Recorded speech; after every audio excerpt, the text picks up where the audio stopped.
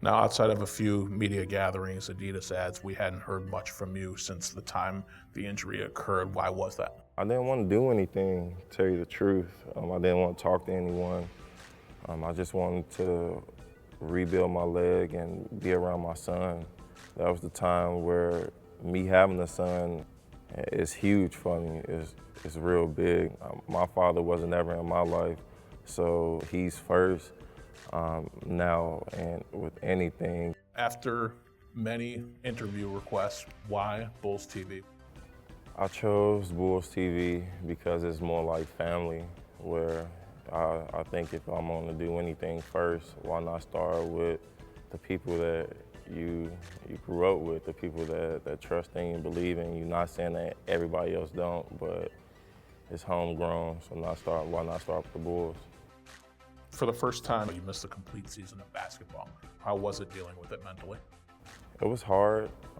One of the hardest things I ever had to go through in my life. After surgery, when you start running, like when you have a injury like this, it's stages that you have to go through. I'm still going through my stages. I'm not done yet, but I think this is the most I ever worked on my craft and the most focused I ever been in my NBA career. I'm not a selfish guy at all, but having this injury and knowing what I had to go through and being smart, this is something that I had to be selfish with. I couldn't worry about anyone else but myself and my health. Many were speculating that you did look dominant in practice. Explain to us the difference between being practice ready and NBA game ready. When you're in practice, of course it's not like game-like speed unless it's like training camp. Game-like experience is totally different, where you got strategies, you got this and that double teams. When I play, I get double teamed a lot. We play the same defense how we play in the game, so it wasn't that many double teams. So I was like able to go around freely, roam around freely. In the game, I wasn't able to take on that double team yet.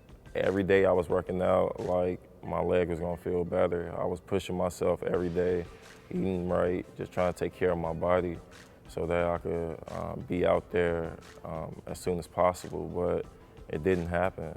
How impressed were you with how the season wound up? I was very, very impressed with them. They seemed like they were fighting for me.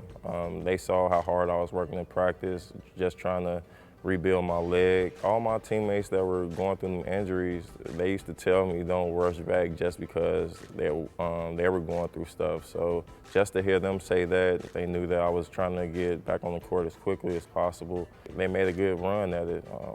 When they were playing, I was telling them certain things that I saw if they didn't see it, or I was just working with them just to show them that I really cared about the team.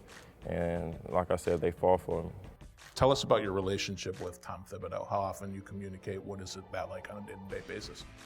With Tibbs, we're super cool right now. We talk at least a couple of times through the week.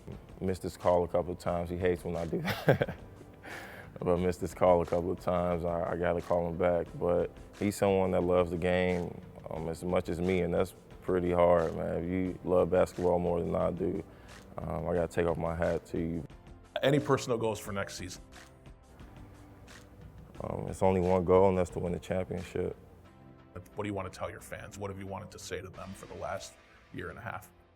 Me saying it is something totally different. I think me going on the court and showing them will let them know that it was the right decision.